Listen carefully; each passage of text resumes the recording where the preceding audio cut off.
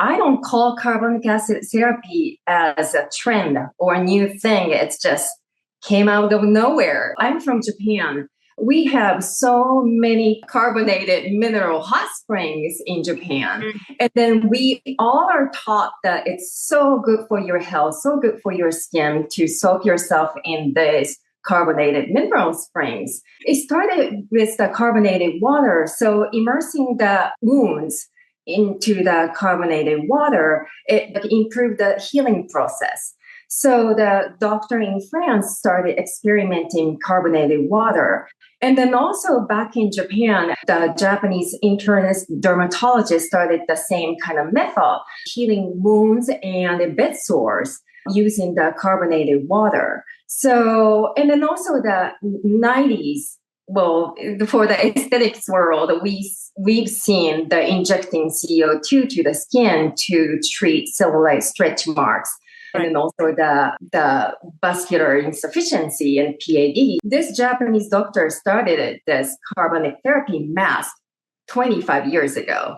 So, he started experimenting this, like, how can we make this carbonated water for the accessible way and then more like easy to apply in the bed sores and wounds? Because when you think about bed sores, and it's most of the time the area is back, legs, buttocks. And then so doctor wanted to make it more easier application. And then also, of course, it has to be effective. Now, our esthetician can have the access to offer the carbonic acid therapy mask as the treatment for aging, brightening, acne, eczema, psoriasis, you name it. So how the carbonic therapy mask works is that it's a citric acid and then also sodium bicarbonate creates the CO2, but the gel form traps the CO2 and then penetrate to the skin. So what happens is that when your body gets CO2, carbonic acid, your skin absorbs carbonic acid, your body thinks you need more oxygen. So it increases blood circulation. And then also because of the CO2 carbonic acid goes to the skin. And then so these cells get all the oxygen. So when the cells that have received so much oxygen, it creates more energy in mitochondria. So that stimulates the cell metabolism. So this is great for increases blood circulation and lymphatic drainage and cell renewal. And then so overall, you can use for any kind of treatments. And then also the back bar, because of this is promote healing process. So having said that, you can do it every day.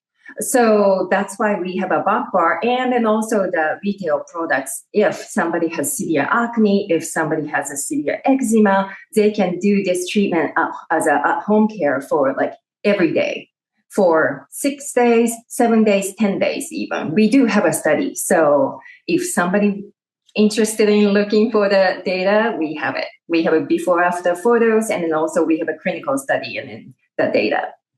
Okay. So can you do this after microneedling or maybe a chemical peel? And then the second part of that question is, we're not actually putting the client in a dome or spraying additional oxygen. This is just a topical mask application? Right, yes. And then there are several different types of masks, and then I can go over each like unique aspects to it. So the most effective one, because we do have a data like how much CO2 you're producing and then like how long the CO2 is penetrating to the skin. So we do have a data. We calculate ppm, parts per million. Parts per million. So, but we also calculate, yes, so how much CO2 is producing, and then, but then also like how long the CO2 can last to keep penetrating to the skin. So the difference is there is a sheet mask. Sheet mask is great actually, because this one is great for like after microneedling, so you don't have to rub their face or like, the irritate their skin, because sheet mask just put it on, apply, and then 10 minutes later you can take it off. And then it does a great job for the promoting healing process. So microneedling and laser, like invasive treatment, I would recommend sheet type mask. Carbonic acid therapy masks are meant to heal the skin, bed sores, wounds. So it shouldn't be that intense. It shouldn't be uncomfortable. So some of them, and then also, yes, because those types of the mask, because it creates a CO2 right away, but then it fizzes. So what's the purpose, right? So that's why I don't really believe in that. One is gel mask and it gets hardened. So that one, yes, it's great. But when the mask started hardening, the CO2 production and the penetration of the products decreases. So, but then although because it hardens, it's now you're getting kind of like occlusive mask effect. So I'm not saying that's not effective. It is great, but in terms of the CO2 producing and then also volume and then also the length of the effect, not as effective as this gel mask type, which you have to apply, mixing gel and powder together quickly and then apply. And then you have to leave it on for 20, 30 minutes. And then, but then you have to remove it. So that one is most effective from my experience by far. And then also that we do have a data comparing each mask in terms of like CO2 production and the penetration, the length of the penetration. So the science can back me up, but then also from my experience, for the treatment, back bar treatment, the gel mask type, apply 20, 30 minutes and then remove is the best I ever experienced. To do that sheet mask, that makes absolutely amazing sense.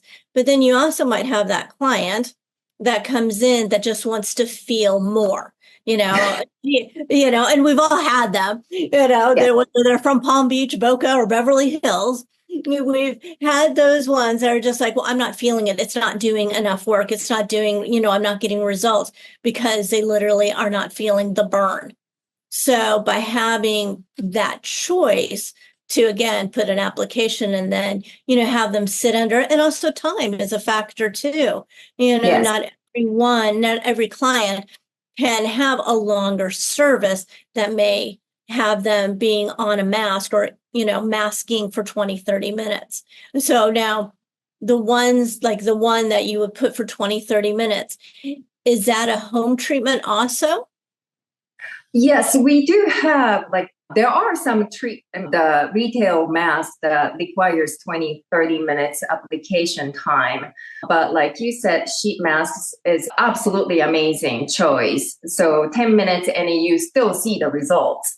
But then beauty of it is the carbonic acid, when that penetrates to the skin, it's deliver the other ingredients to your skin as well. So having said that, it's great for if you're treating hyperpigmentation, you can use that. Like I have melasma, so you can use the brightening serum or booster first, and then apply the mask.